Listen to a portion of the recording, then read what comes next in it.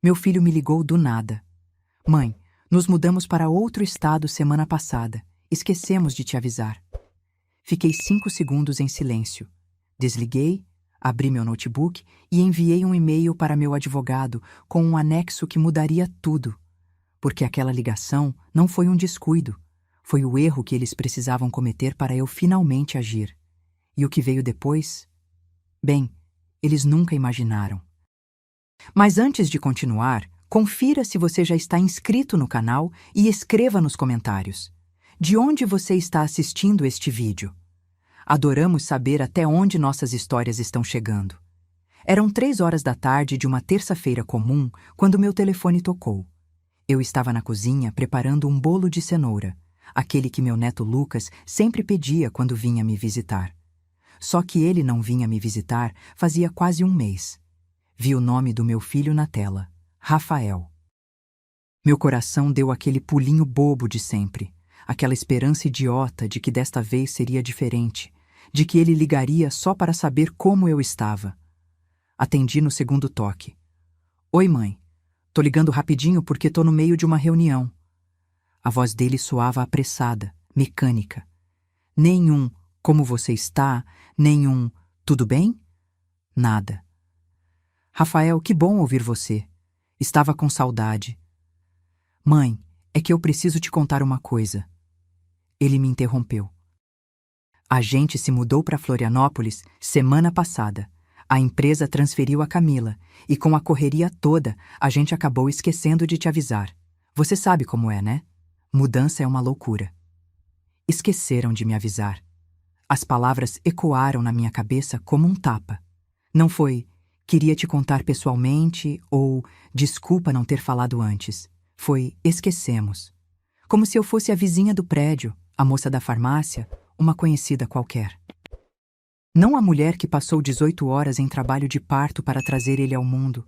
Não a mãe que trabalhou em 2 empregos para pagar a faculdade dele. Ah, entendo. Minha voz saiu calma, mais calma do que eu esperava. Tudo bem, filho. Boa sorte aí na nova cidade. Valeu, mãe. A gente se fala depois, tá? Tenho que voltar para a reunião. Ele desligou antes mesmo que eu pudesse responder. Fiquei parada ali com o telefone na mão, olhando para o bolo de cenoura pela metade no balcão. A cobertura de chocolate que o Lucas adorava estava derretendo na panela. Os 6 anos dele sorrindo naquela foto na geladeira. A última vez que ele tinha vindo aqui há 4 semanas. Eu tinha prometido fazer o bolo favorito dele no próximo fim de semana. Só que agora não haveria próximo fim de semana. Eles tinham ido embora, para outro estado, e esqueceram de me contar. O silêncio da minha casa nunca tinha sido tão pesado. Eu podia ouvir o relógio da sala, o zumbido da geladeira, o som distante de carros na rua. Tudo continuava normal lá fora. Mas dentro de mim, algo havia quebrado de vez. Não chorei.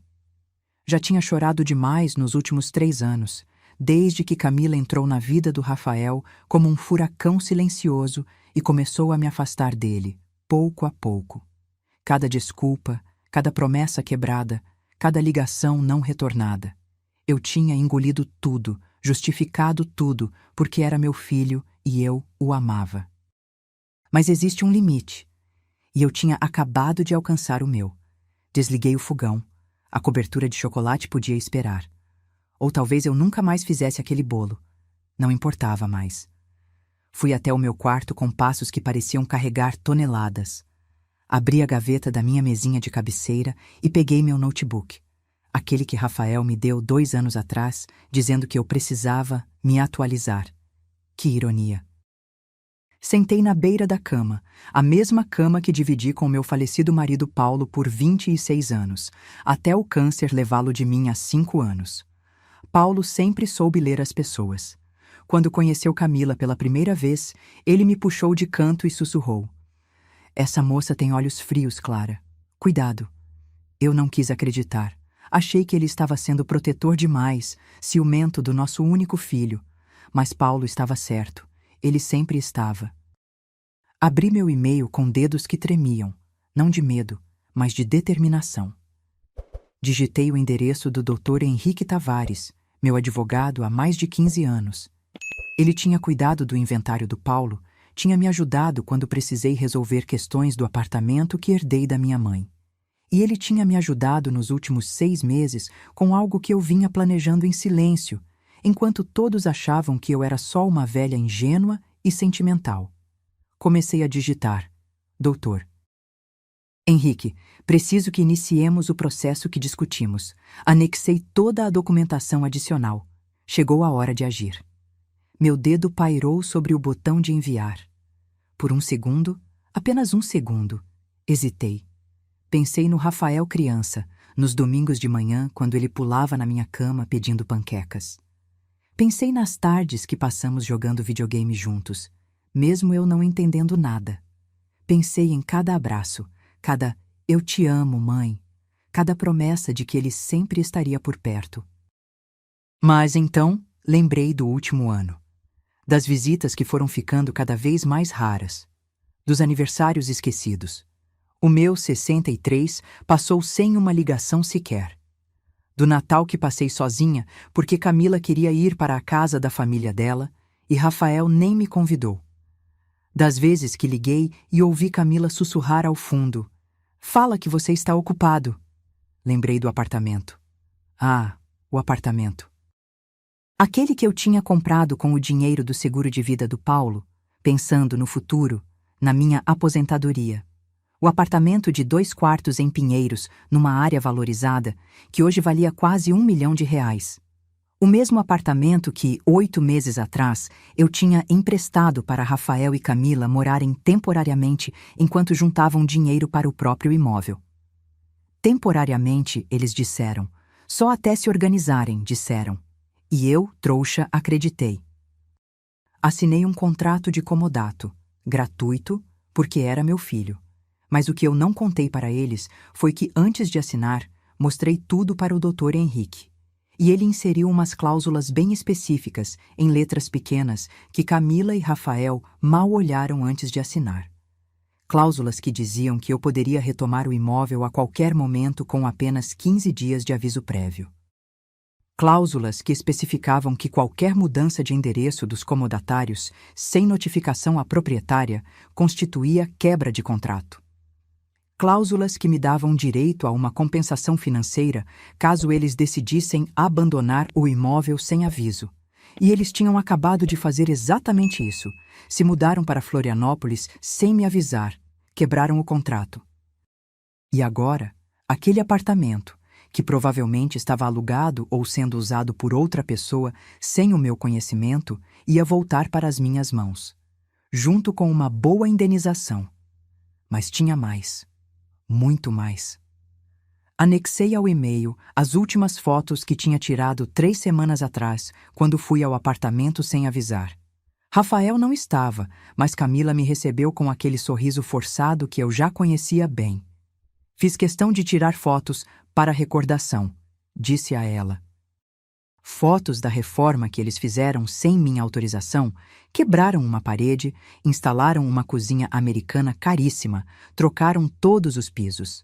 Reformas que, segundo o Dr. Henrique, eles teriam que ressarcir integralmente, já que o contrato proibia modificações estruturais sem consentimento por escrito. Anexei também os prints das conversas que a filha da minha amiga Sônia tinha me mostrado. Ela era amiga de Camila no Instagram e tinha visto as postagens. Fotos do nosso apartamento novo, do investimento que fizemos, da nossa conquista. Camila postava aquele apartamento como se fosse deles, como se eu não existisse, e tinha mais uma coisa: a joia da coroa. 6 meses atrás, quando comecei a desconfiar de verdade, contratei um detetive particular. Sim, parece loucura, parece coisa de novela, mas eu precisava saber a verdade. E descobri. Camila e Rafael não estavam apenas morando no meu apartamento de graça, eles estavam alugando ele. Isso mesmo, colocaram o apartamento no Airbnb e estavam faturando quase R$5 mil por mês, enquanto moravam num lugar menor que a empresa da Camila pagava. Durante 8 meses, eles lucraram R$40 mil com a minha propriedade. R$ 40.000 que entraram na conta deles, enquanto eu vivia com a minha aposentadoria de 3.500. O detetive me trouxe tudo: contratos, comprovantes de transferência, conversas entre Camila e os hóspedes, avaliações online. Tudo documentado, tudo registrado, tudo anexado naquele e-mail. Cliquei em enviar. O som do e-mail sendo enviado ecoou no silêncio do meu quarto. Fechei o notebook devagar, quase com reverência. Tinha acabado de apertar o gatilho numa bomba que ia explodir a vida do meu filho. E pela primeira vez em 3 anos, não senti culpa, senti alívio. Levantei da cama e voltei para a cozinha. O bolo de cenoura ainda estava lá, pela metade, acusador. A cobertura de chocolate tinha endurecido na panela. Joguei tudo no lixo. A massa, a cobertura, até a forma. Não ia precisar mais daquilo. Fui até a sala e sentei no sofá, aquele velho sofá azul que o Paulo e eu compramos quando nos casamos. Estava desbotado, surrado, mas era meu. Peguei o porta-retratos da mesinha de centro, uma foto do Rafael com 7 anos, sorrindo sem os 2 dentes da frente, abraçado em mim. Eu te amo mais que tudo, mãe. Ele tinha dito naquele dia. Guardei a foto na gaveta. Não conseguia mais olhar para ela. Meu celular vibrou. Uma mensagem do Dr. Henrique. Recebi. Começaremos amanhã cedo. Você tem certeza disso, Clara? Não há volta. Digitei rápido. Absoluta certeza. 3 pontinhos apareceram, desapareceram, apareceram de novo. Finalmente. Então prepare-se. Em 72 horas, seu filho receberá a notificação. As coisas vão ficar feias. Já estão feias há muito tempo, respondi. A diferença é que agora eu vou fazer algo a respeito. Passei a noite acordada.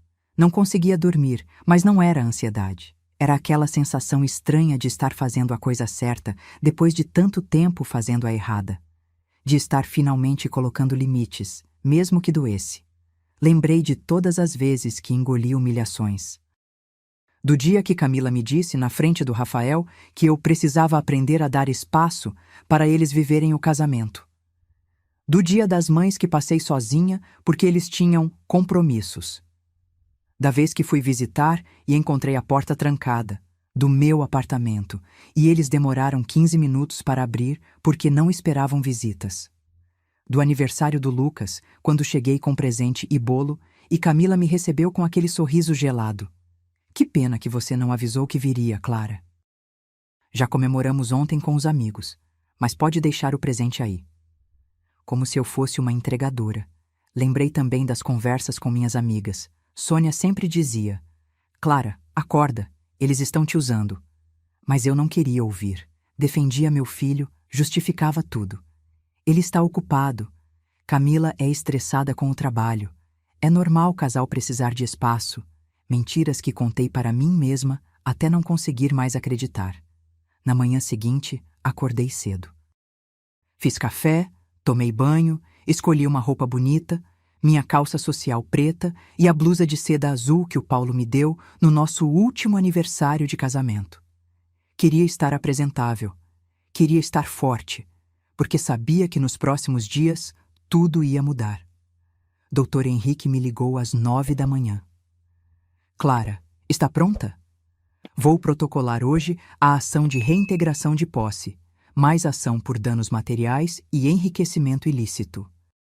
Calculei tudo, os 40.000 que eles lucraram, mais as reformas não autorizadas, mais os danos morais. Estamos falando de uma ação de aproximadamente R$ 200.000. R$ 200.000. Eu nunca tinha processado ninguém na vida. E agora estava processando meu próprio filho por esse valor absurdo. E quanto tempo até eles serem notificados?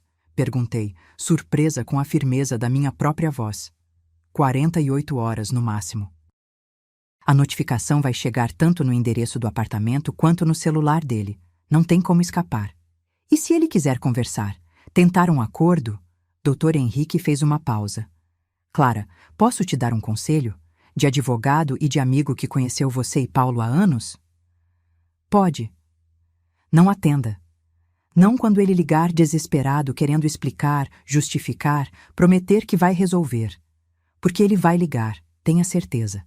E ele vai dizer exatamente o que você quer ouvir. Mas as ações falam mais que palavras, e as ações dele nos últimos anos foram bem claras. Eu sabia que ele estava certo. Não vou atender. Ótimo. Deixa eu cuidar disso.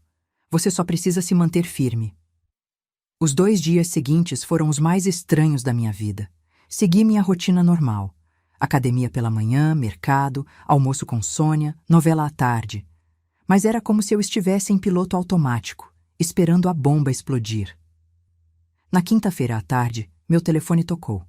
Rafael. Olhei para a tela, o coração acelerado.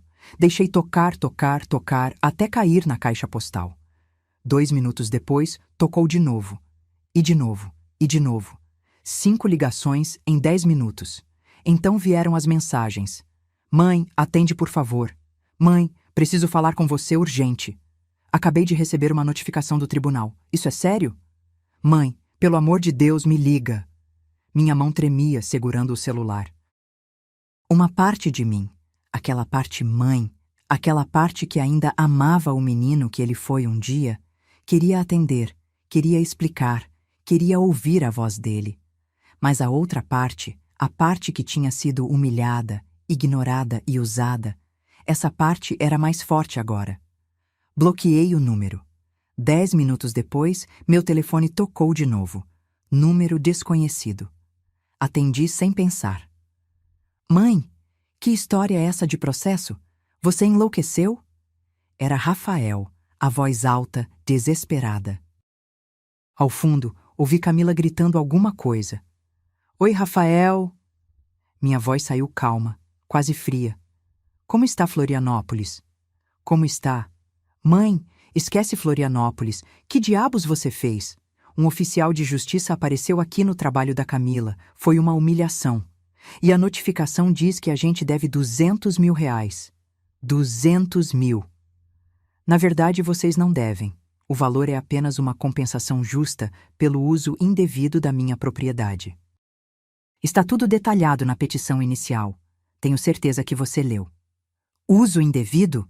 Mãe, você nos emprestou o apartamento. Emprestei para vocês morarem. Não autorizei que alugassem. Não autorizei reformas estruturais. E certamente não autorizei que se mudassem de cidade sem nem me avisar, quebrando o contrato de comodato. Silêncio do outro lado. Então a voz de Camila, aguda.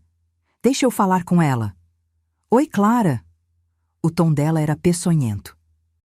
Olha, sei que a senhora está chateada porque a gente esqueceu de avisar sobre a mudança, mas isso não justifica esse absurdo. A gente pode conversar, resolver isso numa boa.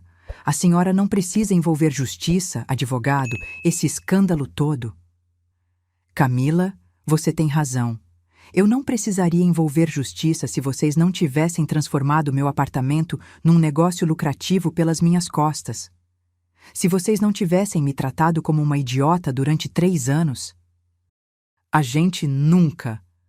Vocês alugaram meu apartamento por 8 meses e embolsaram R$40 mil. Fizeram reformas caríssimas sem autorização, me trataram como visita indesejada na minha propriedade. E agora se mudaram sem nem ter a decência de me contar. Então sim, Camila, eu precisei envolver a justiça, porque claramente o respeito e o diálogo não funcionam com vocês. Você é uma... Rafael tomou o telefone dela. Mãe, por favor, a gente pode resolver isso. A gente pode te pagar de volta, devolver o apartamento, o que você quiser, mas cancela esse processo, por favor. Não. Mãe. Não, Rafael, eu cansei. Cansei de ser tratada como capacho, como banco, como a velha chata que atrapalha a vida de vocês. O processo vai continuar. A gente não tem esse dinheiro, vai nos arruinar. Deviam ter pensado nisso antes. Eu sou seu filho. E foi essa frase, essa maldita frase, que partiu algo dentro de mim. Exatamente, Rafael. Você é meu filho. E mesmo assim me tratou como lixo. E foi por isso que doeu tanto. Se fosse um estranho, eu nem me importaria.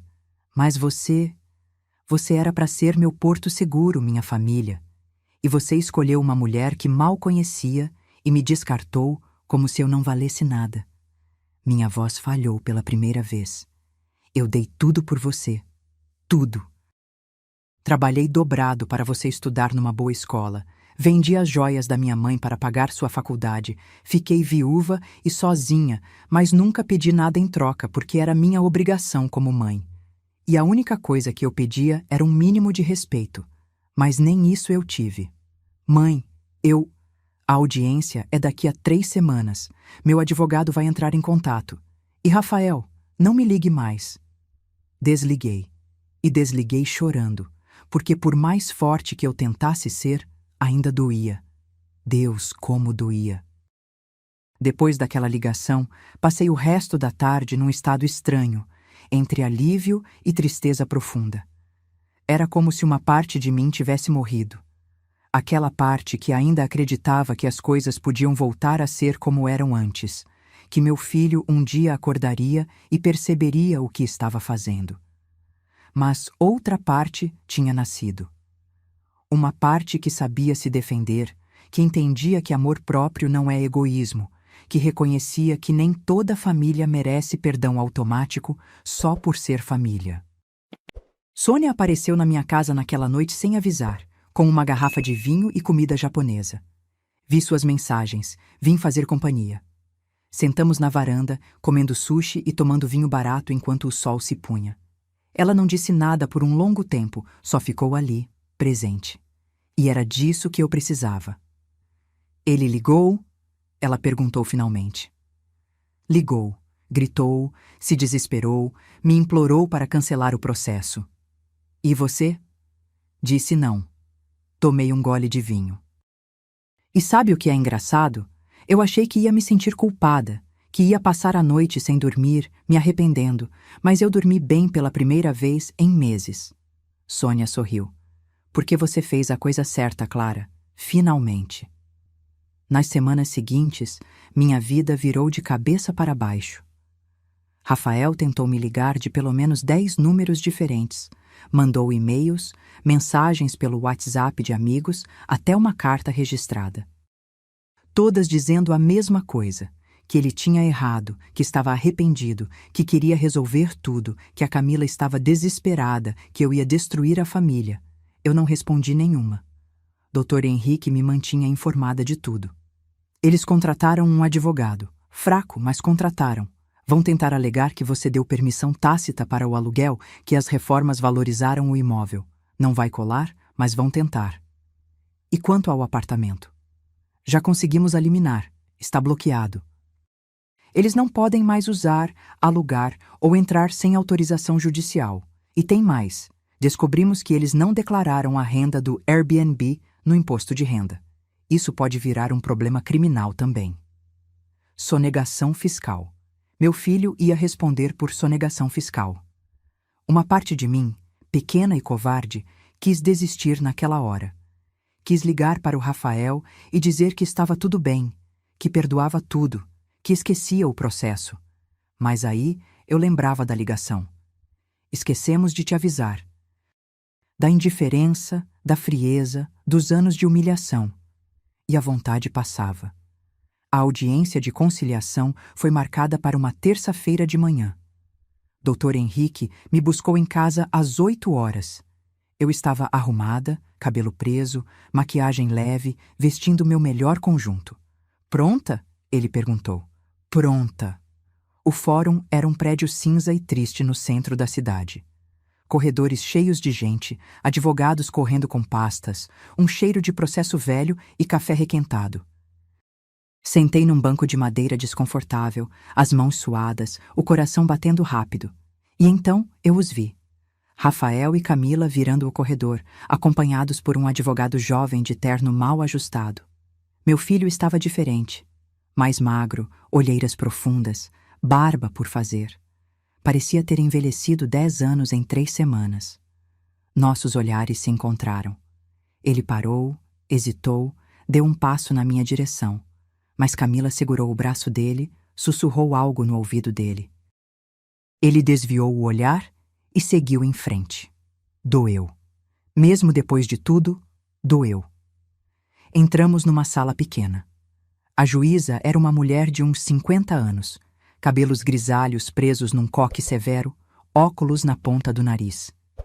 Ela leu o processo em silêncio por uns 5 minutos, que pareceram eternos. Bom, ela começou, tirando os óculos e olhando primeiro para mim, depois para Rafael. Esse é um caso infeliz, muito infeliz, porque não estamos falando de estranhos disputando propriedade. Estamos falando de mãe e filho. Rafael abriu a boca, mas ela levantou a mão. Vou dar a palavra aos advogados. Dr. Henrique? Ele se levantou, elegante e imponente. Meritíssima, minha cliente é uma senhora de 63 anos, viúva, que emprestou seu único bem de valor, um apartamento herdado do falecido marido, para o filho e nora residirem temporariamente. O que era para ser um gesto de amor familiar se transformou numa fonte de renda ilícita para os réus. Ele abriu a pasta, tirando documentos.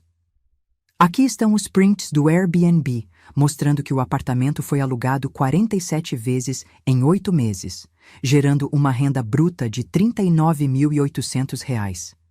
Renda essa não declarada, não autorizada e obtida através de má-fé. Além disso, os réus realizaram reformas estruturais sem consentimento, quebraram o contrato de comodato ao mudarem de cidade sem notificação e ainda por cima. Nós não sabíamos que precisava avisar. Camila explodiu. Ela é a mãe dele. A gente achava que podia contar com a compreensão dela, que era a família. A juíza bateu o martelo. Silêncio. A senhora terá sua vez de falar. O advogado de Rafael se levantou, nervoso. Era claramente sua primeira audiência. Meritíssima, é verdade que houve um equívoco quanto ao uso do imóvel, mas meus clientes agiram de boa fé. A renda do Airbnb era apenas para cobrir despesas de manutenção. R$ 40 mil de manutenção? Dr. Henrique cortou. Num apartamento de 2 quartos? E quanto às reformas, o advogado continuou suando. Foram melhorias que valorizaram o imóvel. Minha cliente, ele apontou para mim, deveria estar agradecida. Agradecida? Eu me levantei sem pensar, a voz saindo mais alta que pretendia. Agradecida por terem lucrado com a minha propriedade? Por terem mentido para mim durante meses? Por terem me tratado como um estorvo? Mãe! Rafael começou, os olhos marejados. Não. Minha voz tremeu, mas não parei. Você não tem direito de me chamar de mãe agora. Não aqui. Não depois do que fizeram. A juíza bateu o martelo novamente. Ordem. Todos sentados. Agora. Sentei, o coração disparado, as mãos tremendo. Ela suspirou pesadamente. Vou dar a palavra aos réus. Senhor Rafael, a senhora Camila, o que tem a dizer? Rafael se levantou devagar. Parecia ter encolhido. Meritíssima, eu errei. Errei feio. A ideia do Airbnb foi da Camila, mas eu concordei. A gente precisava de dinheiro e achou que não tinha problema porque era o apartamento da minha mãe e ela estava deixando a gente usar mesmo. E as reformas? A gente queria deixar o lugar mais bonito. Gastamos R$ 25 mil das nossas economias. Sinceramente, achamos que minha mãe ia gostar. E a mudança para Florianópolis sem avisar a proprietária do imóvel onde vocês residiam? Silêncio. Rafael olhou para Camila, que olhava fixamente para a mesa. Foi uma decisão de última hora, ele murmurou finalmente. A empresa da Camila ofereceu uma promoção com mudança imediata. E a gente se empolgou e esqueceu de avisar. Esqueceu, repeti, baixinho. De novo essa palavra. A juíza me olhou. Senhora Clara, a senhora quer dizer algo? Levantei, respirando fundo. Meritíssima, meu filho está certo quando diz que errou.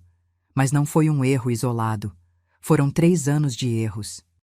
3 anos de promessas quebradas, de mentiras, de me afastar do meu neto, de me tratar como se eu fosse um peso na vida deles. Minha voz começou a falhar. Eu sei que pareço vingativa. Sei que tem gente que vai dizer que mãe não processa filho, mas eu não estou processando meu filho. Estou processando duas pessoas que se aproveitaram de mim, da minha boa-fé, do meu amor incondicional. Olhei direto para Rafael. Você se lembra quando tinha 7 anos e caiu da bicicleta?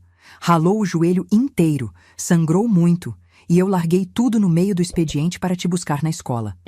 Seu pai tinha acabado de falecer. A gente estava duro de dinheiro, mas eu te levei no hospital particular porque não queria que você esperasse horas no posto de saúde. Ele desviou o olhar, as lágrimas escorrendo. Você se lembra quando reprovou em matemática no 2º ano da faculdade e achou que ia perder a bolsa? Eu paguei um curso particular de 3 meses que custava mais que meu salário. Comi miojo durante semanas para poder te ajudar. Mãe, para! Você se lembra quando o seu pai morreu e você entrou em depressão? Fui eu que ficava acordada até de madrugada conversando com você, escutando você chorar, prometendo que ia ficar tudo bem. Era eu e você contra o mundo, Rafael. Sempre foi. O silêncio na sala era absoluto, e então apareceu ela. Apontei para Camila, que me fuzilava com os olhos. E de repente eu não era mais bem-vinda. De repente eu incomodava, atrapalhava, era grudenta demais. De repente meu filho não tinha mais tempo para mim, mas tinha tempo para transformar meu apartamento num negócio. Respirei fundo, limpando as lágrimas que teimavam em cair. Então sim, meritíssima, eu quero continuar com o processo. Porque se eu desistir agora, vou ensinar para o meu filho que ele pode fazer qualquer coisa comigo que eu vou perdoar. E eu não quero mais ser essa mãe. Não quero mais ser o capacho de ninguém, nem mesmo do meu próprio sangue. Sentei. A juíza ficou em silêncio por um longo momento, só olhando os documentos à sua frente. Finalmente, ela suspirou. Vou dar minha decisão sobre a liminar. O apartamento permanece bloqueado até o julgamento final. Os réus têm 15 dias para removerem todos os pertences pessoais e devolverem as chaves à autora. Quanto ao mérito da ação, agendaremos uma audiência de instrução para daqui a 2 meses. Ambas as partes devem levar testemunhas e provas adicionais. Bateu o martelo. Conciliação frustrada. Próximo caso. Saí do fórum com o Dr. Henrique, as pernas bambas, o coração ainda acelerado. O sol lá fora parecia ofensivo na sua normalidade. Pessoas passavam rindo, tomando café, vivendo suas vidas comuns, enquanto a minha tinha acabado de implodir de vez. Você foi incrível lá dentro, Dr. Henrique disse parando no estacionamento. Dizer aquelas coisas não deve ter sido fácil. Não foi. Minha voz saiu rouca, mas precisava ser dito. No caminho de volta para casa, fiquei em silêncio olhando pela janela. Pensei em quanto tempo tinha demorado para chegar naquele ponto, em quantas humilhações eu tinha engolido antes de finalmente reagir. Quando cheguei em casa, me tranquei no quarto e chorei. Chorei pelo filho que eu perdi, pela relação que nunca mais seria a mesma, pela família que deixou de existir no momento em que ele escolheu Camila ao invés de mim. Mas também chorei de alívio, porque pela primeira vez em anos eu tinha defendido minha dignidade. Tinha dito não quando teria sido mais fácil dizer sim. Tinha escolhido a mim mesma. Meu celular vibrou. Uma mensagem de número desconhecido. Você é uma mãe horrível. Espero que fique feliz destruindo a vida do seu próprio filho por causa de dinheiro. Você não merece ser avó do Lucas. Não se surpreenda se nunca mais vir ele. Camila, obviamente. Bloqueei o número sem responder. 2 horas depois, outra mensagem, outro número.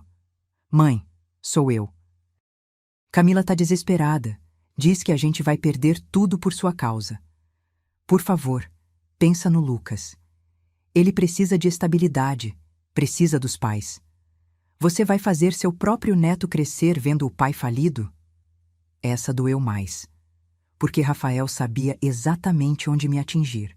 No Lucas, no meu netinho de 6 anos que eu amava mais que tudo. Mas eu não ia ceder. Não dessa vez. Rafael, digitei devagar. O Lucas vai crescer vendo que ações têm consequências.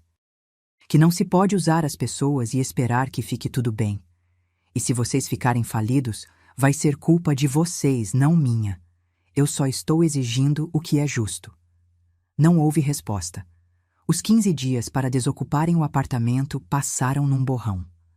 Dr. Henrique acompanhou todo o processo.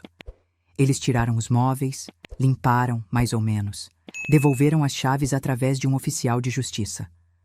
Quando finalmente entrei no apartamento novamente, depois de 8 meses, quase não o reconheci.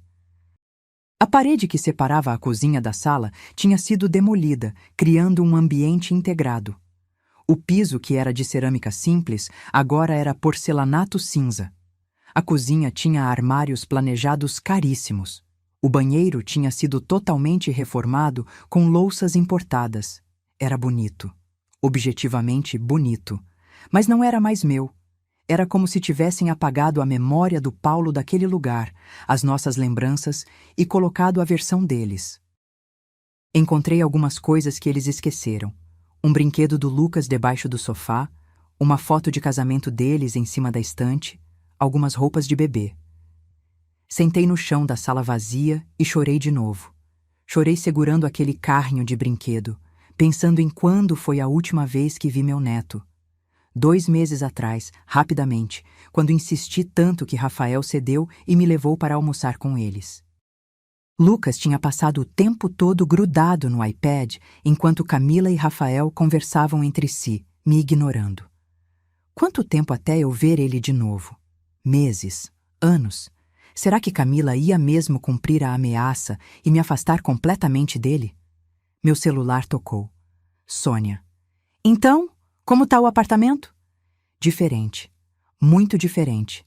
Minha voz ecoava no ambiente vazio. Não sei se consigo morar aqui de novo, sabe? Tem muita coisa deles aqui ainda, mesmo sem os móveis. Você não precisa morar aí. Aluga, vende, sei lá. Mas pelo menos agora é seu de novo. Ela tinha razão. Eu tinha recuperado meu patrimônio. Agora precisava decidir o que fazer com ele. Passei os dias seguintes limpando o apartamento, contratando pintores para refazer as paredes, tentando trazer de volta algo que se parecesse com o lugar onde eu e Paulo fomos felizes. Mas era inútil. Aquele apartamento tinha virado outra coisa. Coloquei à venda. Dr. Henrique me ligou numa quinta-feira. Clara, o advogado deles entrou em contato. Querem propor um acordo. Meu coração disparou. Que tipo de acordo? Eles se comprometem a pagar R$50 mil parcelados em 5 anos, renunciam a qualquer direito sobre as reformas feitas e pedem que você retire a queixa do imposto de renda sobre a renda não declarada. 50 mil. Menos que os 40 que lucraram só com o Airbnb, sem contar as reformas. E se eu não aceitar? O processo continua. Vai demorar anos, vai custar caro para os 2 lados e o resultado é incerto. Você pode ganhar tudo, pode ganhar parcialmente, pode até perder se o juiz entender que você deu autorização implícita. Mas você acha que a gente ganha? Acho. As provas são sólidas, mas justiça é imprevisível, Clara. Você sabe disso. Fiquei em silêncio pensando. Eles estão desesperados, Dr. Henrique continuou. Rafael me ligou pessoalmente ontem, chorou no telefone. Disse que está com depressão, que Camila está em crise de ansiedade, que o casamento está por um fio. Disse que só quer consertar o erro e seguir em frente. Ele disse que sente saudade de você. Essa última frase me quebrou, porque por mais forte que eu tentasse ser, eu também sentia. Sentia falta do meu filho, do jeito que ele me abraçava, da risada dele, das nossas conversas. Sentia falta de ser mãe. Posso pensar? Claro, mas preciso de uma resposta até segunda. O prazo para a resposta judicial é apertado. Passei o fim de semana inteiro pensando. Liguei para Sônia, para minha irmã em Curitiba, até para o padre da igreja que eu frequentava. Todos tinham opiniões diferentes. Aceita logo e supera isso, Sônia dizia. R$50 mil é melhor que nada e você recupera seu filho. Não aceita, minha irmã falava. Eles têm que pagar pelo que fizeram, integralmente. Perdão é libertador, o padre sugeriu. Mas perdão não significa aceitar o inaceitável. No domingo à noite, tomei minha decisão. Liguei para Dr. Henrique. Eu aceito o acordo, mas com uma condição adicional. Qual? Eu quero uma retratação pública. Quero que eles façam um post nas redes sociais, nos perfis de ambos, explicando o que fizeram, se desculpando publicamente e reconhecendo que agiram de má fé. Quero que os amigos deles saibam a verdade. Quero que a família da Camila saiba. Quero que fique registrado. Silêncio do outro lado. Clara, isso é humilhante para eles. Foi humilhante para mim ser tratada como fui. Foi humilhante descobrir que meu próprio filho estava lucrando às minhas custas. Foi humilhante ouvir: esquecemos de te avisar. Então sim, eu quero que eles sintam um pouquinho da humilhação que eu senti. Eles nunca vão aceitar isso. Então não tem acordo. Simples assim. Dr. Henrique respirou fundo. Tudo bem. Vou passar a proposta. Na terça-feira, ele me ligou de volta. Eles aceitaram. Não acreditei. Sério? Rafael aceitou na hora. Foi Camila que resistiu, mas ele bateu o pé. Disse que só quer acabar com isso. O post vai ar nessa sexta-feira. Sexta-feira chegou e eu estava nervosa o dia inteiro. Fiquei olhando o celular compulsivamente, atualizando o Instagram a cada 5 minutos. Às 18 horas, o post apareceu. Primeiro no perfil do Rafael, depois no da Camila. Era uma foto dos dois, sem sorrisos, com uma legenda longa. Precisamos fazer um comunicado importante e difícil. Durante os últimos 8 meses, moramos num apartamento emprestado pela mãe do Rafael, a Clara. O que deveria ser um gesto temporário e familiar se transformou em algo errado. Alugamos o apartamento sem autorização dela, lucramos financeiramente com a propriedade dela e tratamos ela de forma desrespeitosa e ingrata. Fizemos reformas sem permissão, quebramos o contrato de empréstimo e, no final, nos mudamos de cidade sem nem avisar ela. Clara nos processou e ela estava certa em fazer isso. Estamos publicamente pedindo desculpas para ela, reconhecendo nossos erros e comprometidos a reparar os danos. Às vezes a gente machuca quem mais ama, e não há desculpa para isso. Mãe, se você está lendo, me desculpe. De coração. Li aquilo umas 10 vezes. Os comentários começaram a aparecer imediatamente. Gente, que situação! Coitada da mãe dele. Vocês fizeram isso com a própria mãe? Camila sempre foi interesseira, eu avisei. Não acredito que vocês fizeram isso. Tinha alguns apoiando também. Todo mundo erra, pelo menos reconheceram. Coragem de vir a público. Mas a maioria era crítica. Pesada. Brutal. E sabe de uma coisa? Eu não senti prazer naquilo. Achei que ia sentir, achei que ia ser libertador ver eles sendo expostos. Mas só me senti vazia, cansada. Porque no fim, não era sobre vingança. Nunca foi. Era sobre dignidade, sobre não aceitar ser maltratada, mesmo que por quem você ama. Sobre reconhecer seu próprio valor quando os outros não reconhecem. 2 semanas após o post, o acordo foi oficialmente assinado. Rafael ia pagar R$50 mil em 60 parcelas mensais. As reformas ficariam para ele, sem ressarcimento. A questão do imposto de renda seria resolvida entre ele e a Receita, sem minha participação.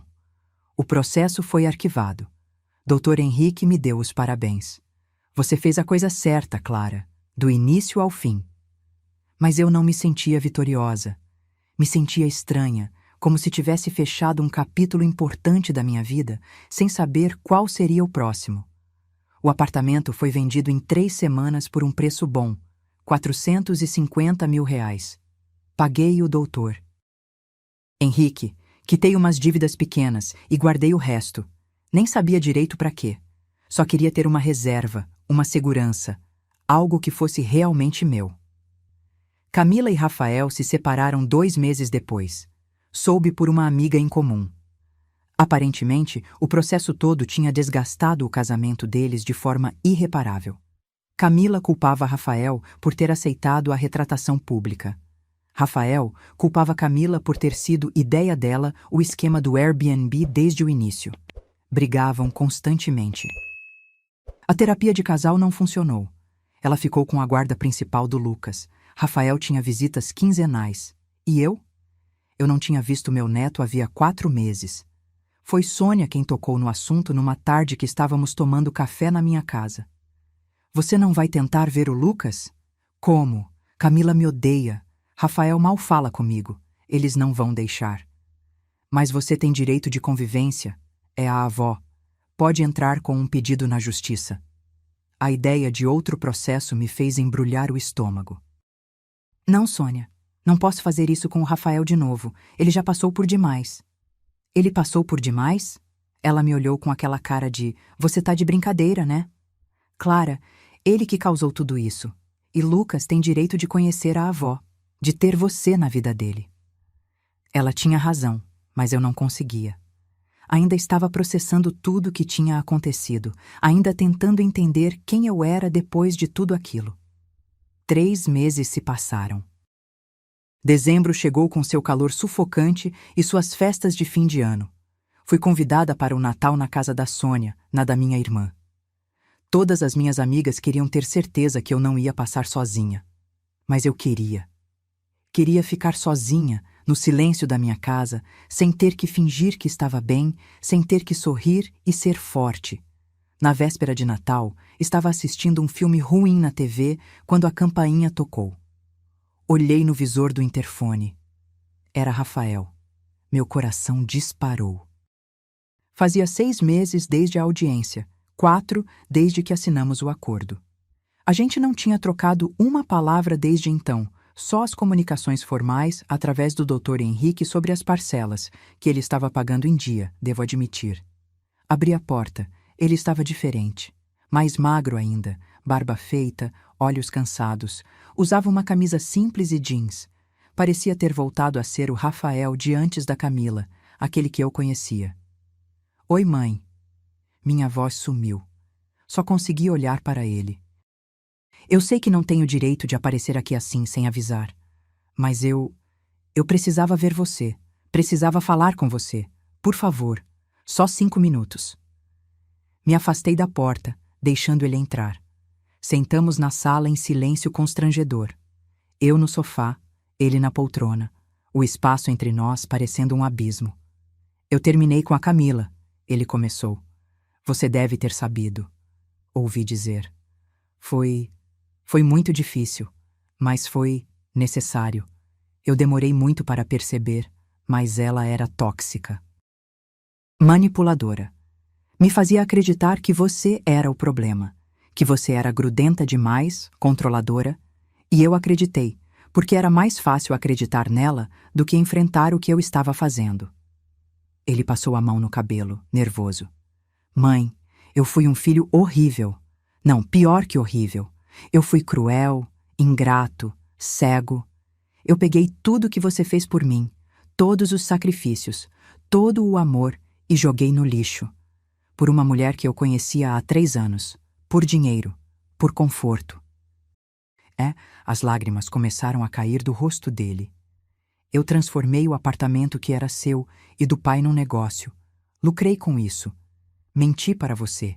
Te tratei como se você fosse um estorvo na minha vida.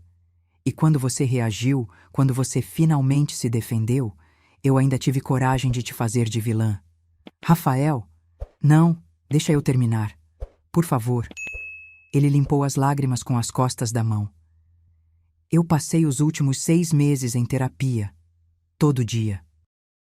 Tentando entender como eu cheguei nesse ponto, como eu virei essa pessoa. E sabe o que eu descobri? Que eu sempre soube. Lá no fundo, eu sempre soube que estava errado. Mas era mais fácil fingir que não sabia. Ele olhou direto nos meus olhos. Você tinha razão em tudo. Em me processar, em exigir a retratação, em não me perdoar fácil.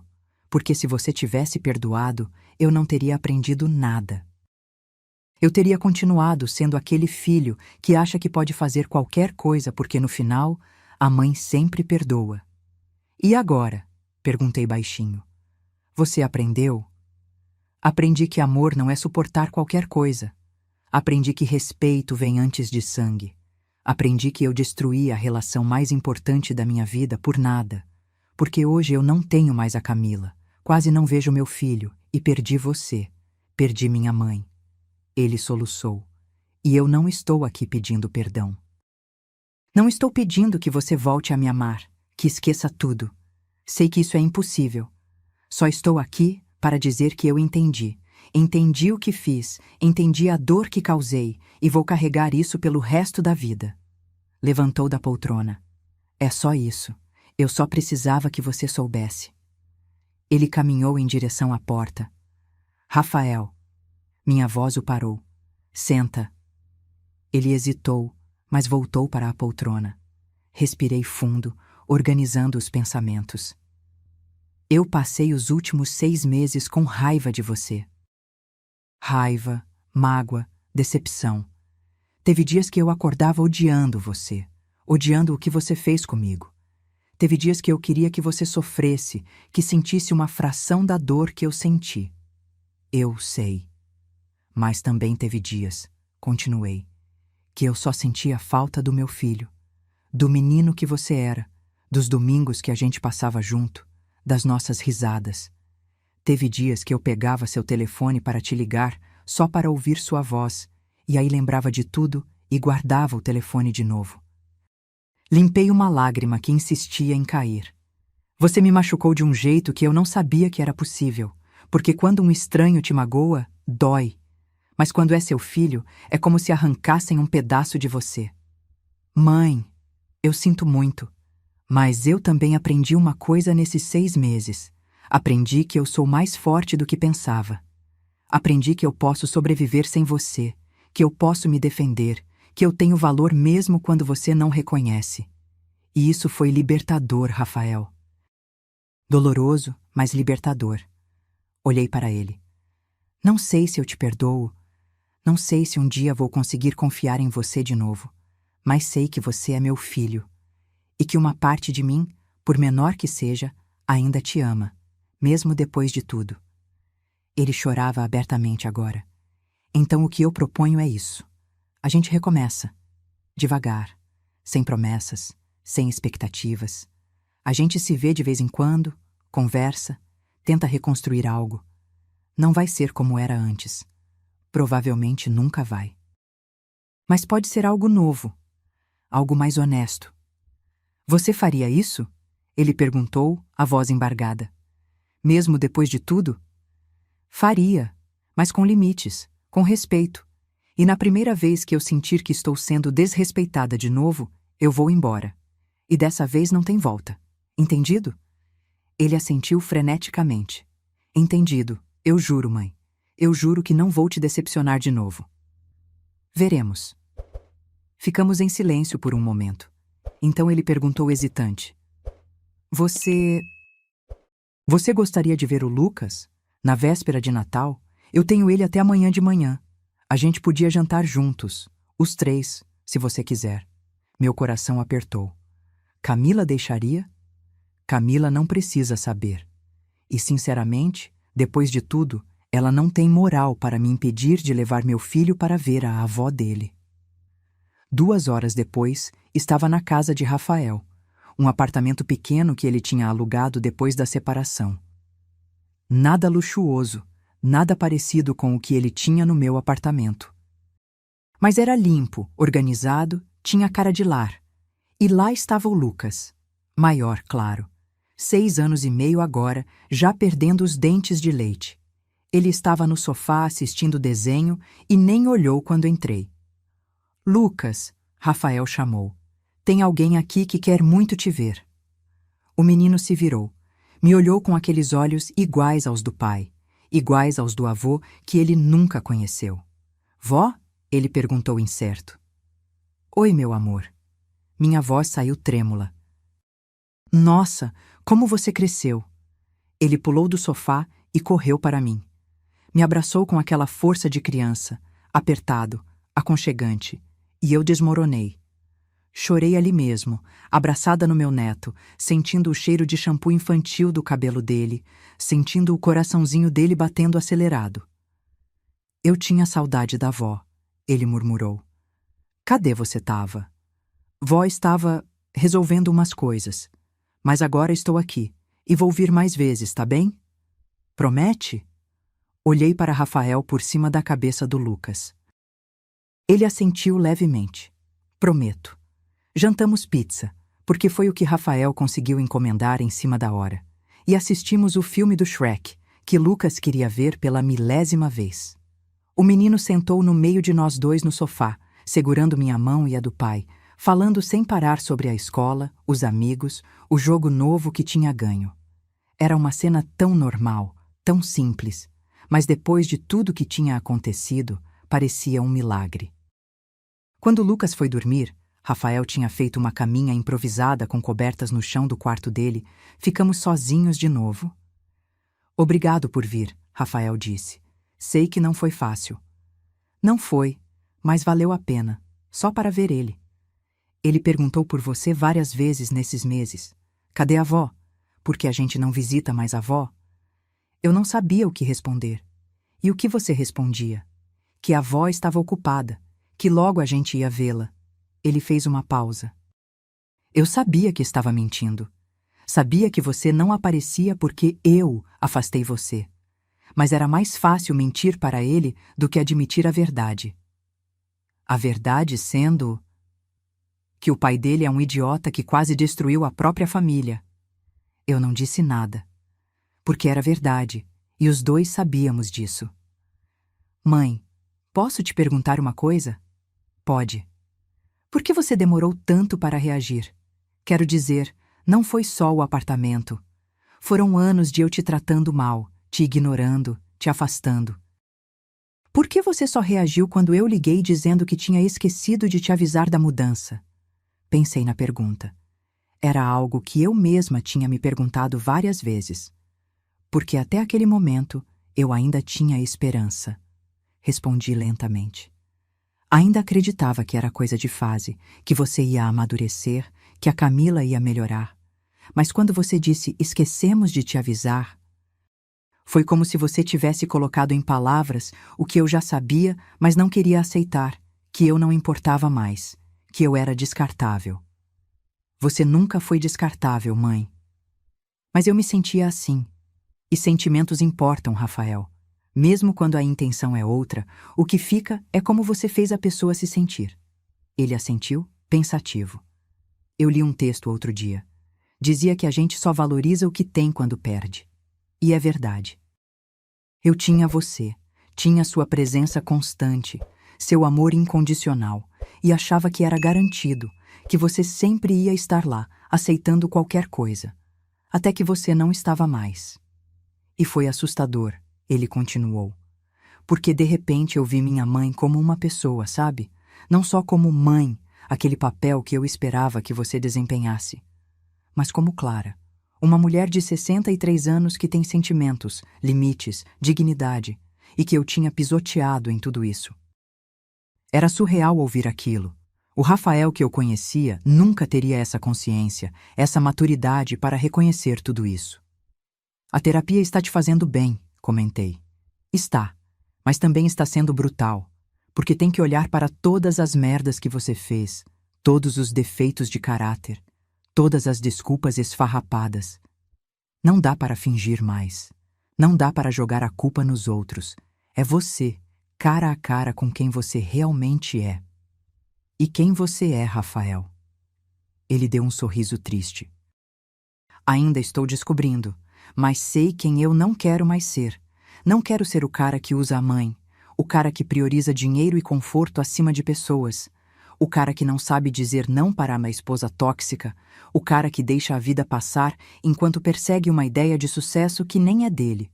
Ficamos em silêncio por um tempo, só ouvindo o barulho distante de carros na rua e a respiração suave do Lucas dormindo no quarto ao lado. Mãe, posso te fazer mais uma pergunta? Você está cheio de perguntas hoje, brinquei. Ele sorriu levemente. É que... São 6 meses de coisas que eu queria te perguntar, mas não tinha coragem. Pode perguntar. Você se arrepende? De ter me processado, de ter feito tudo virar público, de tudo? Respirei fundo. Às vezes, tem dias que eu acordo e penso, será que eu exagerei? Será que tinha outro jeito? Mas aí, eu lembro de como eu me sentia antes, de como eu tinha virado uma sombra de mim mesma, sempre com medo de incomodar, sempre pedindo desculpas por existir. E aí, eu sei que não me arrependo. Porque não era sobre o dinheiro, Rafael. Nunca foi. Era sobre respeito.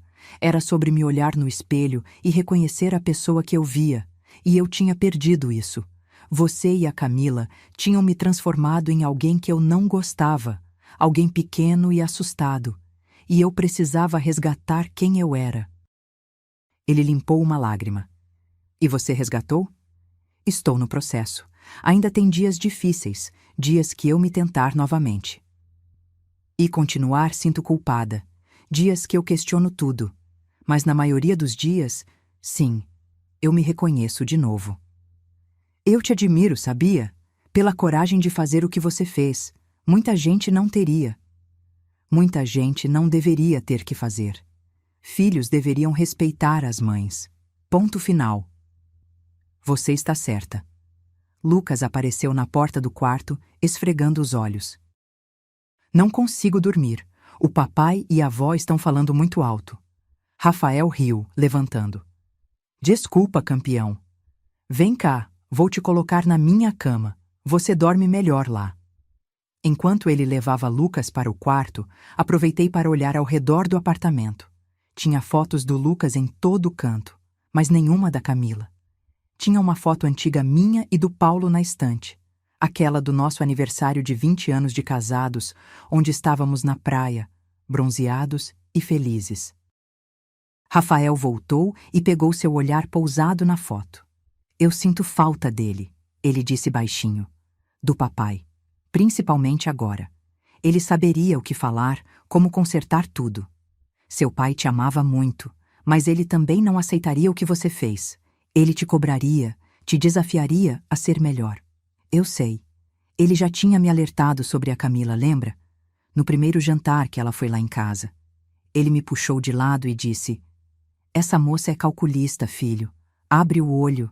E eu não ouvi. Achei que ele estava sendo protetor demais. Seu pai tinha um radar bom para pessoas. Ele tinha. Rafael respirou fundo. Mãe, eu sei que a gente ainda tem um longo caminho pela frente. Sei que reconstruir confiança leva tempo. Mas eu quero tentar. De verdade. Não por culpa, não por obrigação. Mas porque eu percebi que você é a pessoa mais importante da minha vida. E eu quase te perdi por completo. Não quase. Você me perdeu. O que a gente está fazendo agora é tentar construir algo novo. Não é resgatar o que tinha, porque aquilo morreu. É criar uma nova relação com novas bases. E você acha que é possível? Olhei para ele. Meu filho, com todos os seus defeitos e erros, mas ainda meu filho. Acho que só o tempo vai dizer, mas eu estou disposta a tentar. Você está? Mais do que nunca. Saí de lá quase meia-noite. Rafael me ofereceu carona, mas preferi pegar Uber. Precisava daqueles minutos sozinha no carro, processando tudo o que tinha acontecido. Quando cheguei em casa, me joguei no sofá exausta emocionalmente. Meu celular vibrou. Uma mensagem de Rafael.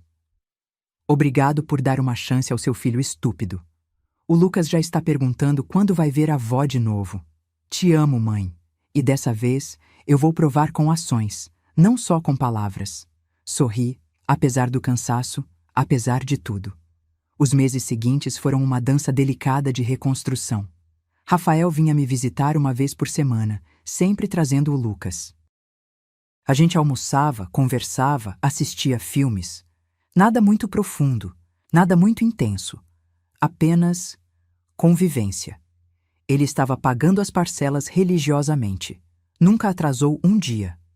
E mais que isso, ele perguntava como eu estava, se eu precisava de algo, como tinha sido minha semana. coisas simples que ele tinha parado de fazer anos atrás. Camila tentou criar problemas algumas vezes. Ligou para mim uma vez, furiosa, dizendo que eu estava manipulando o Lucas, virando ele contra ela. Eu simplesmente desliguei. Não ia entrar nesse jogo. Rafael garantiu que ela não impediria as visitas. Ela pode reclamar o quanto quiser, mas Lucas tem direito de conviver com a avó. E eu tenho a guarda compartilhada. Ela não manda em mim mais. Em abril, Rafael apareceu com uma notícia. Consegui uma promoção. Gerente de projetos. É bem mais dinheiro. Parabéns, filho. Você merece. E por causa disso, eu queria fazer uma coisa. Queria quitar o acordo. Pagar tudo de uma vez. Já calculei com os juros e tudo, dá 48 mil ainda. Eu tenho esse dinheiro agora. Fiquei surpresa. Rafael não precisa. A gente tem um acordo de parcelas. Eu sei que não precisa, mas eu quero. Quero fechar esse capítulo de vez, sabe? Quero que a gente possa seguir em frente sem essa dívida entre nós. Olhei para ele, tentando entender se era genuine ou se tinha alguma agenda escondida.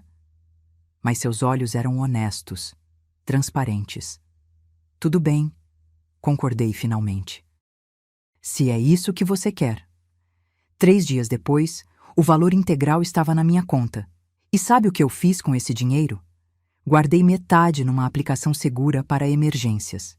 E a outra metade eu doei para uma organização que ajuda idosos vítimas de abuso familiar.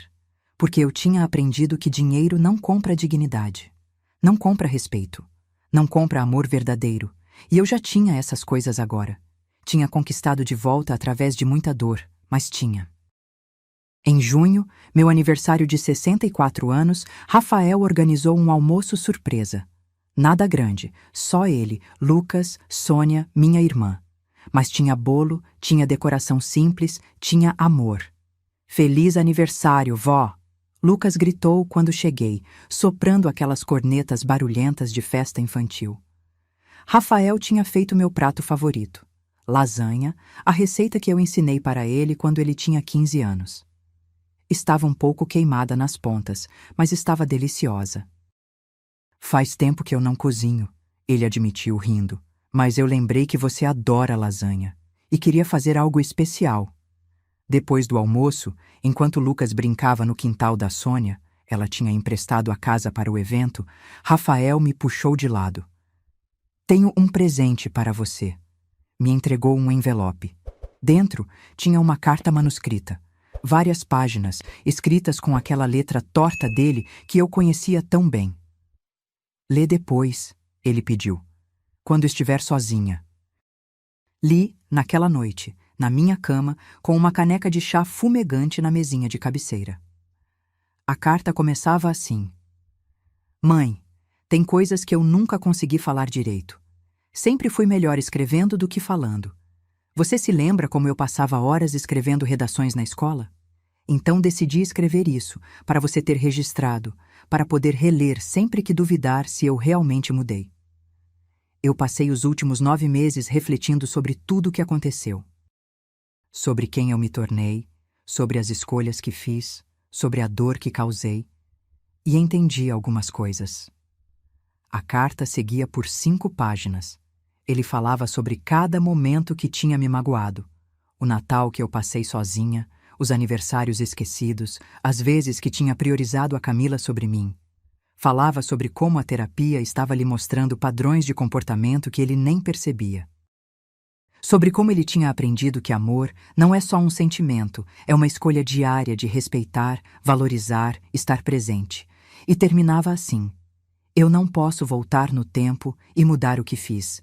Não posso apagar a dor que causei. Mas posso, todos os dias daqui para frente, escolher ser um filho melhor. Não perfeito. Vou errar de novo, com certeza, mas erros diferentes. Erros que eu vou reconhecer, assumir e consertar. Você me ensinou a ser forte, me mostrando força. Me ensinou a ter dignidade, me vendo lutar pela sua. E me ensinou o perdão mais difícil de todos. Não o perdão fácil e automático que aceita qualquer coisa, mas o perdão consciente que reconhece a dor, estabelece limites e ainda assim escolhe dar uma nova chance. Obrigado por ser minha mãe. Obrigado por não desistir de mim, mesmo quando eu dei todos os motivos para isso. Obrigado por me ensinar que amar não é suportar, é respeitar. Te amo, para sempre. Seu filho, que está aprendendo a ser melhor, Rafael. Chorei lendo aquela carta. Chorei todos os meses de dor acumulada, todas as noites que passei acordada me perguntando se tinha feito a coisa certa, todos os momentos de dúvida. Mas também chorei de alívio, porque meu filho tinha entendido. Finalmente, depois de tudo, ele tinha entendido. Não significava que estava tudo esquecido. As cicatrizes ainda estavam lá, fundas e dolorosas. Mas significava que talvez, só talvez, a gente conseguisse construir algo novo sobre as ruínas do que tinha sido destruído. Os meses continuaram passando. Rafael continuava presente, continuava respeitoso, continuava provando com ações que tinha mudado de verdade. Em setembro, ele apareceu com outra notícia. Estou namorando alguém novo. Conheci ela no trabalho. Se chama Marina, é arquiteta. E antes que você pergunte, não, eu não vou cometer os mesmos erros. Aprendi a lição. Quero conhecer ela, eu disse. Sério? Sério. Se ela é importante para você, quero conhecer. O jantar de apresentação foi na semana seguinte. Marina era completamente diferente da Camila. Simples, genuína, com um sorriso que alcançava os olhos. Ela me cumprimentou com um abraço caloroso, elogiou minha casa, perguntou sobre minha vida com interesse real. E mais importante, ela ouvia quando Rafael falava sobre mim. Não com aquele olhar de quem está só esperando a vez de falar, mas com atenção de verdade. A Clara é muito importante para o Rafael, ela me disse quando ficamos sozinhas na cozinha por um momento. Ele fala de você direto, do quanto errou, do quanto quer consertar. Acho lindo o esforço dele. E você? Perguntei, porque precisava saber. Como você se sente sobre isso? Sobre ele ser tão próximo da mãe? Ela riu. Eu acho ótimo. Minha família é super unida, então para mim é natural. Na verdade, seria um red flag se ele não quisesse convivência com a mãe, sabe? Gostei dela na hora. Quando foram embora naquela noite, Rafael me abraçou na porta. E então, aprovada? Mais que aprovada, ela é especial. Eu sei. Ele sorriu. E dessa vez eu vou fazer diferente. Dessa vez a pessoa que eu amo não vai ter que competir com você, porque não é competição. Vocês duas são importantes de formas diferentes. Estou orgulhosa de você, filho. Por causa da Marina? Por causa de tudo.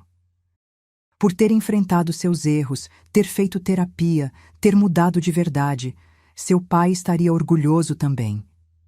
Ele abraçou mais apertado. Obrigado, mãe, por não ter desistido de mim, por ter me dado uma segunda chance. Todos merecem uma segunda chance. O que não merecemos é ficar presos em relacionamentos que nos destroem. Foi isso que eu aprendi. 1 ano e meio depois daquele telefonema que mudou tudo, eu estava numa situação que nunca imaginei possível. Sentada na varanda da minha casa nova, um apartamento menor, mas aconchegante que eu tinha comprado com o dinheiro da venda. Tomando café com meu neto no colo, esperando Rafael e Marina chegarem para o almoço de domingo. Lucas estava me mostrando o desenho que tinha feito na escola. Uma família com 5 pessoas.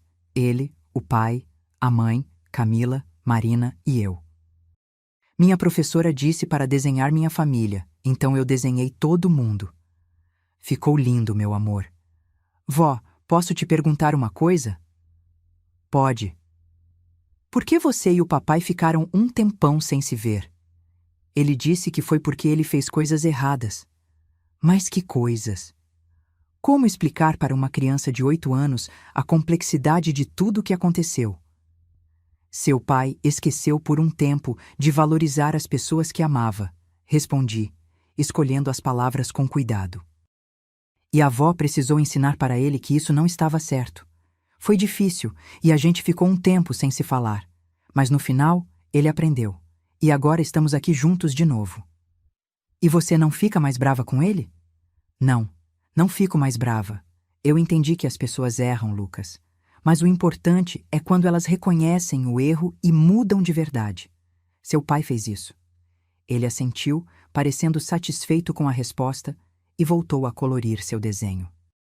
Rafael e Marina chegaram minutos depois, trazendo flores e uma torta de morango. Oi, mãe! Rafael me beijou na testa. Como está? Bem, muito bem, na verdade. E era verdade. Eu estava bem.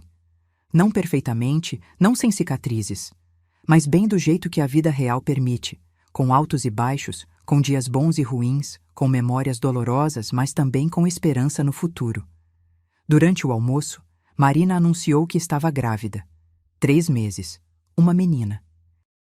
Vamos chamar ela de Paula, Rafael disse, olhando para mim com significado. Por causa do vovô. Meus olhos encheram de lágrimas. Seu pai ia amar isso. Eu sei. Ele pegou minha mão por cima da mesa. E você vai ser a avó mais presente do mundo dessa criança. Prometo. Você promete muitas coisas ultimamente, brinquei, mas meu coração estava quente. E eu tenho cumprido, não tenho? Tinha. Em 1 ano e meio, ele não tinha faltado um único domingo. Não tinha esquecido um único aniversário meu. Estava sempre presente, sempre atencioso, sempre respeitoso. Não era o filho de antes, aquele nunca ia voltar. Mas era um filho melhor, mais consciente, mais maduro, mais genuíno. Depois do almoço, enquanto Marina e Lucas brincavam na sala, Rafael e eu ficamos na varanda. Mãe, posso te fazer uma última pergunta? Você e suas perguntas, ri. É que eu penso muito em tudo o que aconteceu e me pergunto, valeu a pena? Para você, digo. Todo aquele sofrimento, o processo, o afastamento, valeu? Pensei por um longo momento. Sabe, Rafael, tem uma diferença entre valer a pena e ser necessário. Não sei se valeu a pena. Doeu demais, custou caro emocionalmente, mas foi necessário. Porque se eu não tivesse reagido, se eu tivesse continuado aceitando ser maltratada, hoje a gente não estaria aqui. Você não teria mudado, eu teria perdido minha dignidade completamente, e nosso relacionamento seria uma farsa. Então, às vezes, a gente precisa perder tudo para poder reconstruir, certo? Às vezes, sim. Nem sempre. Mas no nosso caso, foi necessário quebrar tudo para poder começar de novo com bases sólidas. Ele assentiu pensativo. Eu ainda sinto culpa, sabia? Toda vez que vejo você, lembro do que fiz, do que te obriguei a passar. E você vai carregar essa culpa pelo resto da vida, assim como eu vou carregar as cicatrizes. Mas a gente não pode viver no passado, Rafael. A gente pode lembrar, aprender, mas não pode ficar preso lá. Você me perdoou mesmo? De verdade? Olhei para meu filho. Para aquele homem de 30 e poucos anos que tinha sido um menino abraçado em mim, chorando por causa de pesadelos. Que tinha sido um adolescente rebelde, mas amoroso. Que tinha se perdido por uns anos, mas tinha encontrado o caminho de volta. Sim, respondi. Eu te perdoei. Não foi rápido, não foi fácil. Mas sim, te perdoei.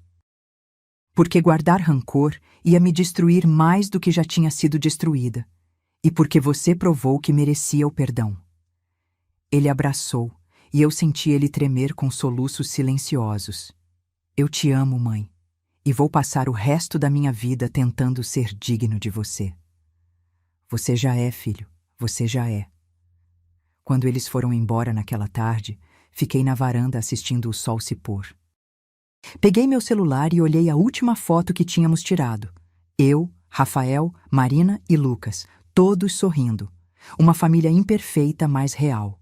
Pensei em tudo que tinha acontecido desde aquele telefonema há 1 ano e meio. A dor, a raiva, o processo judicial, o afastamento. Mas também a reconstrução, o perdão, o recomeço. E entendi que às vezes a vida precisa nos quebrar completamente para poder nos reerguer da forma certa. Que amor verdadeiro não é aceitar tudo, é saber quando lutar e quando perdoar. Que família não é quem compartilha sangue, mas quem compartilha respeito. Meu telefone vibrou. Uma mensagem de Rafael. Obrigado pelo almoço. Obrigado por nos dar mais essa chance. Obrigado por ser a pessoa mais forte e incrível que eu conheço. Te amo infinito. Sorri, respondendo simplesmente: Te amo também, filho. E era verdade. Apesar de tudo, ainda amava. Mas agora amava com limites, com respeito, com dignidade intacta. Porque essa tinha sido minha maior lição. Você pode amar alguém profundamente e ainda assim não aceitar ser maltratado. Pode perdoar e ainda lembrar. Pode reconstruir e ainda proteger seu coração. Levantei da cadeira da varanda e entrei em casa. Minha casa, meu espaço, minha paz. Demorou 1 ano e meio, um processo judicial, muito sofrimento e muitas lágrimas. Mas eu tinha conseguido. Tinha recuperado minha dignidade, tinha estabelecido meus limites e ainda por cima tinha resgatado meu filho. Não o de antes, mas um novo, melhor. E se alguém me perguntasse se eu faria tudo de novo, sabendo o quanto ia doer? Sim. 1000 vezes sim. Porque no final não se tratava de vingança ou de dinheiro. Tratava-se de olhar no espelho e reconhecer a pessoa refletida. Tratava-se de ensinar que amor sem respeito não é amor, é aprisionamento. Tratava-se de provar para mim mesma, mais do que para qualquer pessoa, que eu tinha valor. E eu tinha, sempre tive. Só precisei de um esquecemos de te avisar para finalmente perceber. Agora, se você gostou dessa história, clica em se inscrever e me diz nos comentários qual parte te deixou de queixo caído. Ah, e não esqueça de se tornar membro para ter acesso a vídeos exclusivos que não posto aqui. Te espero lá.